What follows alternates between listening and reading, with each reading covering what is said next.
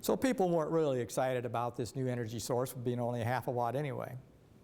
So, but there's been demonstrations of Lenr around the world.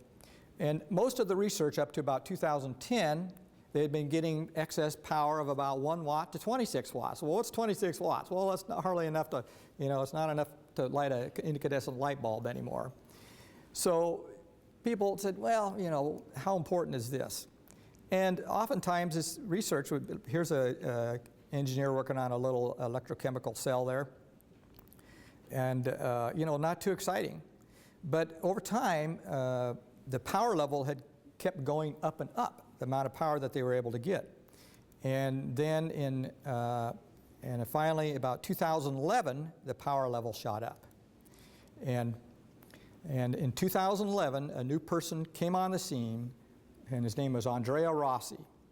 He had a different approach, and he got, this time, thousands of watts. Thousands of watts. So I want to talk a little bit about Rossi. He is an Italian engineer, inventor, entrepreneur, has done several things in his career, including getting in trouble. He had built a company that developed a process to transform waste into oil, kind of a bioprocessing thing. And at one time, he was a wealthy man with millions and millions of dollars. But something went wrong with this company, and he was not able to recover. So one of those things, you get in over your head, and you couldn't quite get out of it, and he started getting sued left and right, and things spiraled out of control.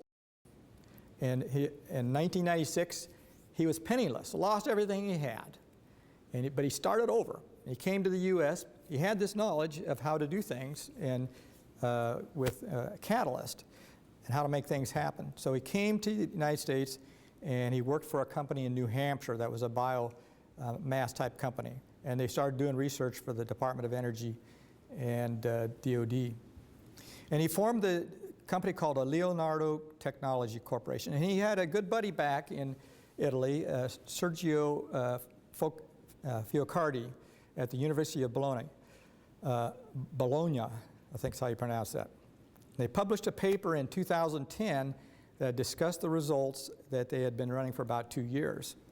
And here's the results from their test. And all you need to do is look at the right-hand column that shows the output over the input. And it shows that they had been running these tests, again, this cold fusion, put a little energy in and get a whole lot more energy out. And so the test showed that, hey, something's happening here, and it's happening on a much bigger scale. And so they used a specially processed nickel powder. This is the nickel powder they probably used. You can buy this in 5-gallon buckets from Hunter Chemicals, about, I don't know, $300 or $400 a bucket. And it's nickel powder, very fine. And then they coated this with a catalyst. And then they applied high-pressure hydrogen to this, and then they heated it up with an electric resistor. And then when they did that, it produced a lot of extra energy. So, and then they also observed that when they got done, that when they looked at this, took this catalyst out of this reactor, this nickel, they found that there were some other elements in there that they didn't think they had started with. For example, they found traces of copper in here and zinc and other isotopes in there too. And so they knew something was happening on a nuclear basis in there. And so they weren't quite sure what it was, but Rossi was a practical person. He had built a company before. He wasn't a theorist. And so he was the type of guy that if you need to get something done, he was the kind of guy that would do that. But they had estimated that for every fusion reaction, every little molecule of hydrogen that was fused in there, that there was about 35 million electron volts released. Now that doesn't mean anything to you, but a typical fission reactor is about 200 million electron volts, like in a fission reactor, power reactor. It's still a lot of energy for a small amount of mass. And in their experiments, they reported that they found no radiation coming out of this. Normally in a fission reactor, or in a hot fusion reactor, you have neutrons, high-powered neutrons coming out that are lethal to you. And if you were in in the presence of fusion or fission, you would be killed from radiation poisoning. But these guys were still alive. So nothing was coming out that would hurt them. And they looked at the radioactivity of the nickel when it came down. When it was all done, no radioactive waste products. So they formed a company called Leonardo Corporation, and they developed the ECAP module, which is about the size of a whiskey bottle or a wine bottle. Here's a wine bottle that we polished off on the way coming up here tonight. But that's about how big it is. And it's something that is certainly not that complex to build. And they put this specialized processed nickel powder and a catalyst in there. And they said it has a COP of 7. What's a COP mean? Coefficient of performance. So for every unit of power, energy you put into it, you get 7 coming out. That's great. That's great. That's a nuclear reaction. With a combustion or a chemical reaction, you can't get any more out than you put in. It's like a 1-to-1. But if a nuclear reaction, because there's a difference in masses, the E equals mc squared, you get more energy out than you put in. So they said you put this in a reactor, and about every 6 months you got to change the nickel powder in there. And they had one reactor that ran for 6 months, created 18,000 kilowatt hours, which is about twice the amount of power that I use in my house for a year. So 2 years of electricity for my home. And it consumed, they estimated, a 0.00078 of a gram. Now, does anybody know how much a gram is? And, a gram is like the weight of this paper clip here. So if I took this paper clip out and I took a pair of cutters and just cut off the very tip of that thing, that would be about the mass that it took to heat my home for 2 years, to run my home for 2 years. So that's a pretty good deal. So Rossi assembled 106 of these reactors together. He said, man, we're going to have to get the world's attention. We're going to have to think big here.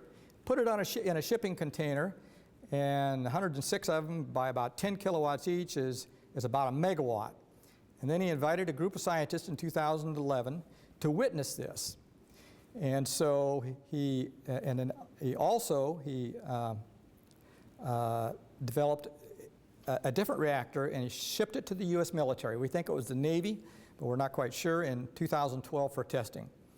And today, you can see his 1 megawatt reactor. You can see a price of $1.5 to $2 million for that. So in theory, if you have $2 million, you can buy a 1 megawatt reactor today. So, and he'll give you the specs right on of what it is. It shows a 1 megawatt output, all the controls and everything that you need to make it run, the cost of operation. The fuel cost is 1/10 cent per megawatt hour, which is very, very low. Electric power on the grid runs about 3 cents or $30 a megawatt hour instead of 1/10. So it's much less than the cost of electric power on the grid.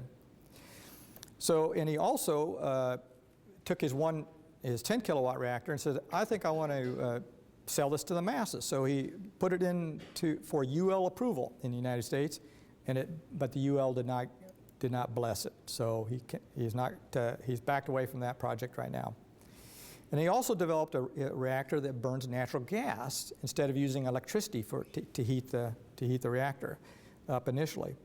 So he's done quite a little bit of work. And he's also developed a hot reactor called the hot ECAT that operates at 1800 degrees Fahrenheit. And that's very important because modern steam power plants that generate electricity typically use steam at 1000 degrees Fahrenheit.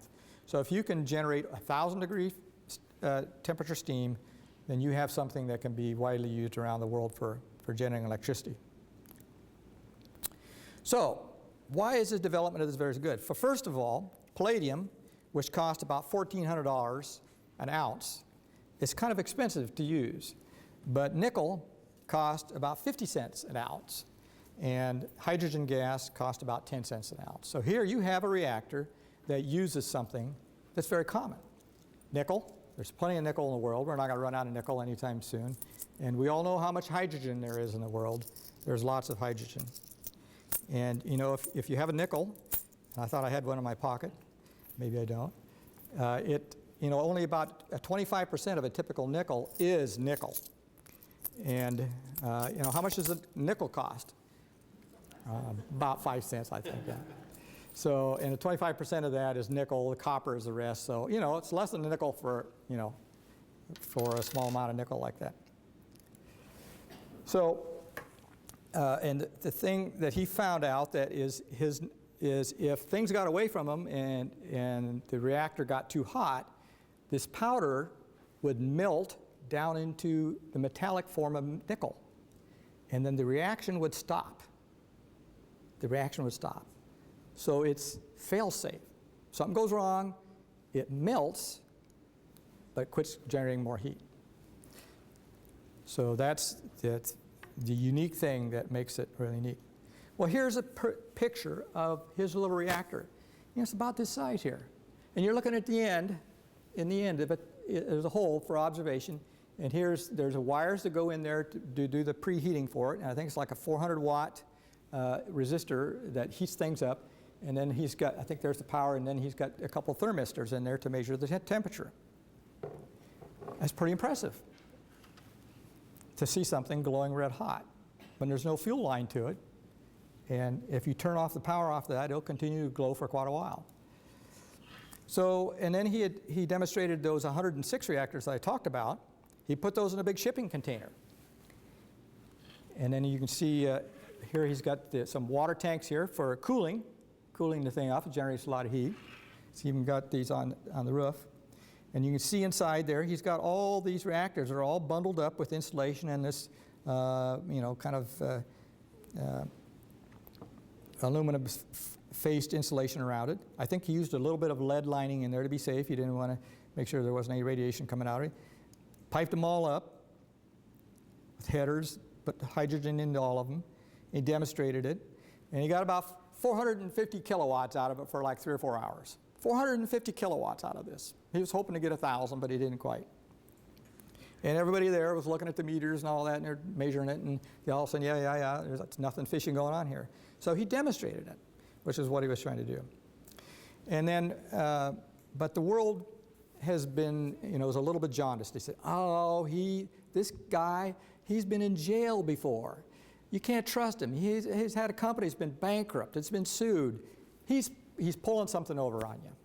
So that's been the curse of being him, is that nobody would hardly believe him. But in 2013, everybody said, you got to have an independent group of people review this and study it. So he did. He got a group together from around the world, and they did a third-party test of it. And here's some pictures they took in this report they published in 2013. Look at that thing there. How hot do you think that thing is? That's a hottie cat. And there's another picture of it. And then so all the scientists were looking at, man, there's got to be a lot of heat there. And so they took infrared cameras and they calculated around about 859 degrees centigrade, and they calculated out just by looking at it how much heat was coming out of that thing versus they had meters on electricity going into it. And they said, hey, we've studied this.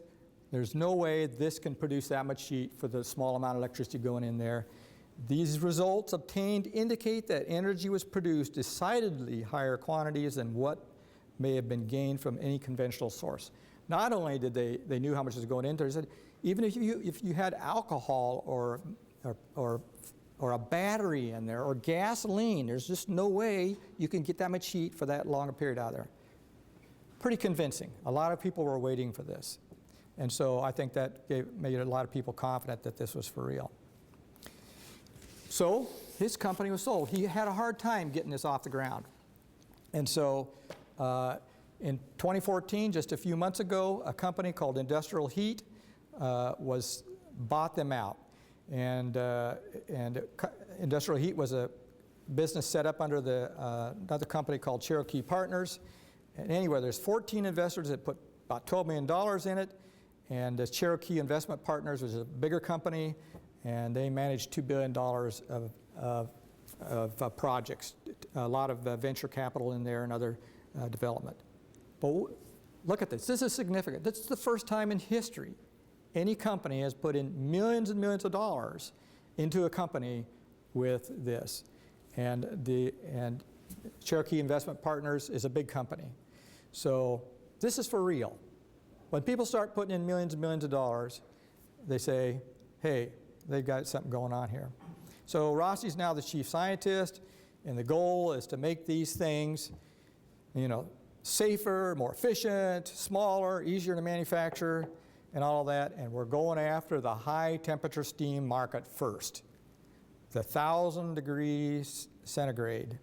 And so right now they got like 16 engineers and scientists, perfecting this device, getting it ready to roll out.